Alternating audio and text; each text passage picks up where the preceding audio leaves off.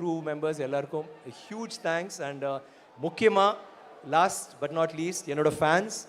இந்த படம் உங்களுக்காக தான். இந்த நீங்கள் இல்லைன்னா நான் இல்லை, அது உண்மை. நான் வந்து ஒவ்வொரு விஷயமும் பண்ணும்போது உங்களை நினச்சி தான் பண்ணுறேன். அண்ட் எல்லா மேடையிலையும் உங்களை பற்றி பேசிட்டேன். ஸோ அது வந்து நான் வந்து புதுசாக எதுவும் சொல்ல போகிறதில்ல. But you are very important to me. என்னன்னா சார், ஒரு படத்துக்கும் ஒரு கேரக்டருக்காக நீங்கள் ப்ரிப்பேர் பண்ணுற லிமிட்டே கிடையாது. அது ஒரு லிமிட்லெஸ். அதை எப்படி புஷ் பண்ணுறீங்கன்ற டவுட் எனக்கு வந்துட்டே இருக்கும். யார் மேலே எது மேலே இருக்கிற அந்த தீரா காதல் இதை பண்ண வைக்குது சார்? இல்லை, ஏன்னா சியான் அவர்கள் அப்படின்னு தெரிஞ்சாலே, லைக் பர்சனலாக உங்களை பற்றி தெரிஞ்சவங்களுக்கு தெரியும், வெரி ஹெல்ப்ஃபுல், வெரி லவ்வபிள், பயங்கரமாக லவ் காட்டுவீங்க. நீங்கள் யார் மேலே அதிகமாக லவ் காட்டுவீங்க? என் ஒய்ஃப் மிஸ்ஸஸ் விக்ரம். ஆக்சுவலி நான் வந்து சரி அவங்கள வெளியில் வச்சிடலாம். அது எனக்கு வந்து லவ்னா அந்த படம் பண்ணுற போது இப்போ அபிதா குச்சலம்பால் அது வந்து ஏன்னா நான் கேரக்டராக மாறிடுவேன். ஸோ அவங்க வந்து அந்த டைமில் யாராவது இன்டர்வியூவில் கேட்டால் அவங்கள தான் சொல்லுவோம். தேவ திருமகள் சொல்கிற போது நான் of course there is no love, but சாரான்னு சொன்னேன்.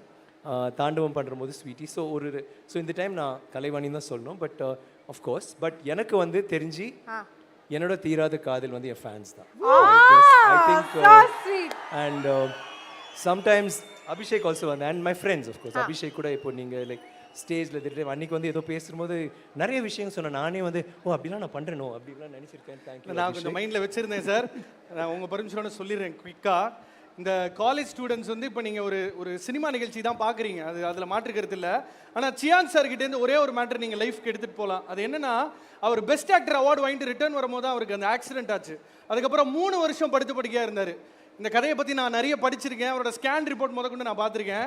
பட் அவர் அந்த ஆக்சிடென்ட் ஆனதுக்கப்புறம் 3 இயர்ஸ் பெட் ரிடனுக்கு அப்புறம் ஸ்பெஷல் பர்மிஷன் காலேஜில் வாங்கி வீட்டிலேருந்தே டெசிடேஷன் கொடுத்த ஒரு ஸ்டூடெண்ட்டை தான் நீங்கள் பார்த்துட்டு இருக்கீங்க. இப்படிப்பட்ட ஒரு தனி மனிதர், அது ஒரு ஒழுக்கம், கமிட்மெண்ட், ஹார்ட் ஒர்க் பண்ணிட்டேன் சார். பாஸும் பண்ணிட்டாரு.